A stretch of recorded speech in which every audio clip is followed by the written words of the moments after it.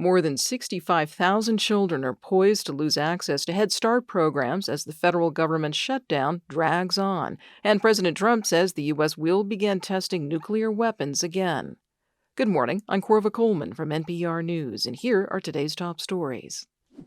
The federal government shutdown is now a month old, and no end is in sight. Now, more than 65,000 infants, toddlers, and preschoolers are at risk of losing access to Head Start. NPR's Corey Turner reports this is the federal program that provides child care and early learning for low-income families. Head Start programs all over the country are on different federal funding cycles, and the National Head Start Association says 134 of these programs are supposed to get their next round of funding November 1st, but they can't if the government is shut down. These at-risk programs are in more than 40 states, but the hardest hit will likely be in Florida, Georgia, Missouri, and Ohio. Overall, Head Start serves about 750,000 children, providing high-quality preschool, health screening, and free meals.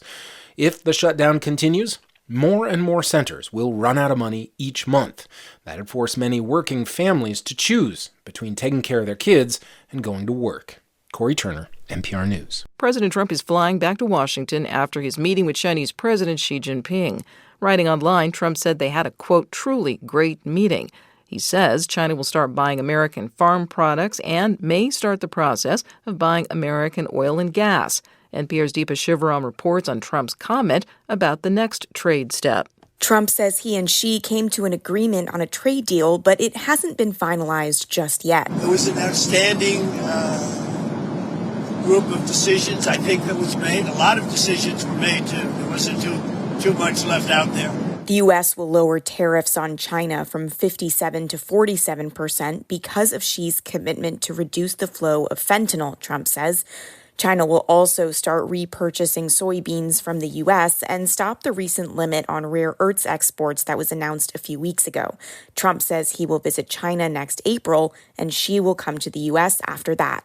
Deepa Shivaram, NPR News, Gyeongju, Korea. The president says the U.S. will start testing nuclear weapons on an equal basis with Russia and China. As NPR's Jeff Brumfield reports, the announcement could mark a reversal of decades-old policy. The president made his announcement in a lengthy post on Truth Social. The U.S. has not conducted a test of a nuclear weapon since 1992. Instead, it uses scientific experiments and computer simulations to make sure its bombs still work. The voluntary test moratorium has been in place since the end of the Cold War as part of an effort to maintain nuclear stability. It's not entirely clear what resuming testing on an equal basis means. The U.S. is not prepared to conduct a nuclear test in the near term, and China and Russia haven't tested their nuclear weapons in decades either, though both nations have been modernizing their arsenals in recent years. Jeff Brumfield, NPR News. New proposals by the Department of Health and Human Services will dramatically restrict gender-affirming care for transgender youth. As NPR's Selena Simmons-Duffin exclusively reports, these rules are being prepared for release in early November. The two proposed rules use Medicaid to try to force hospitals and doctors not to provide gender-affirming care for young people. One of the rules prohibits them from getting reimbursed for patients receiving this care who are covered by Medicaid. NPR obtained the draft text of this rule. The other rule is even more sweeping. It would make not providing gender-affirming care for youth a condition for a hospital to get Medicare and Medicaid payments at all. The new rules would not go into effect immediately, but there has already been a chilling effect on access to the care. Gender-affirming care, including puberty blockers, hormones, and rarely surgery, is not against any federal law, but it has been banned in 27 states in recent years. Selena Simmons-Duffin, NPR News, Washington. Defense Secretary Pete Hegseth says the U.S. has attacked another boat in the Eastern Pacific. He says 4 people were killed and that they were smuggling narcotics. He didn't provide any evidence. The Trump administration has been destroying small boats in the Eastern Pacific and the Caribbean. Critics in Congress say the administration is executing people without a trial. Israel has again carried out a targeted strike in northern Gaza. This came hours after Israel declared it was resuming the U.S.-brokered ceasefire after conducting an earlier bombardment. NPR's Rob Schmitz reports from Tel Aviv. The strike, according to Israel's military, targeted what it called terrorist infrastructure in the northern Gaza town of Beit Lahia, where it said weapons and aerial means were stored. A spokesperson for Israel's military said the site was intended to be used for an imminent terror attack against Israeli soldiers and the state of Israel.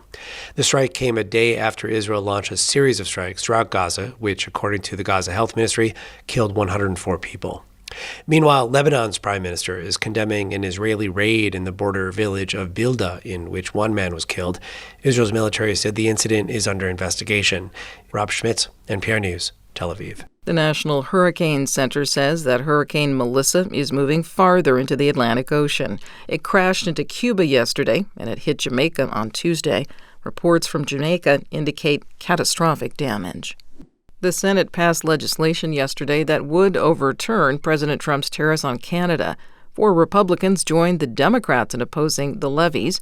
Virginia Democratic Senator Tim Kaine says instead of slapping U.S. tariffs on Canada, it would be better to look again at the free trade agreement among North American nations. The right answer to the U.S.-Canada relationship on trade is to go back to the table on USMCA, find anything that hasn't worked, anything that can be made better, negotiate and make it better. Earlier this week, the Senate passed a similar resolution that would end President Trump's tariffs on Brazil.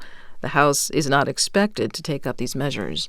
The Paris prosecutor says 5 more people have been arrested in the theft of jewels from the Louvre Museum. NPR's Eleanor Beardsley reports 7 people are now in custody, but the jewels are missing. The 5 were detained in separate police operations in Paris and its suburbs. The prosecutor's announcement came hours after she gave a press conference detailing the detention of 2 men apprehended last weekend. They were caught through DNA left at the scene of the crime. Investigators say the 2 men in their 30s with prior criminal records have partially admitted to the theft and are being questioned and charged. Je veux garder l'espoir qu'ils seront retrouvés. Prosecutor Laure Becquot said she held out hope the jewels would be returned to the Louvre and the nation. Eleanor Beardsley, NPR News, Paris. This is NPR.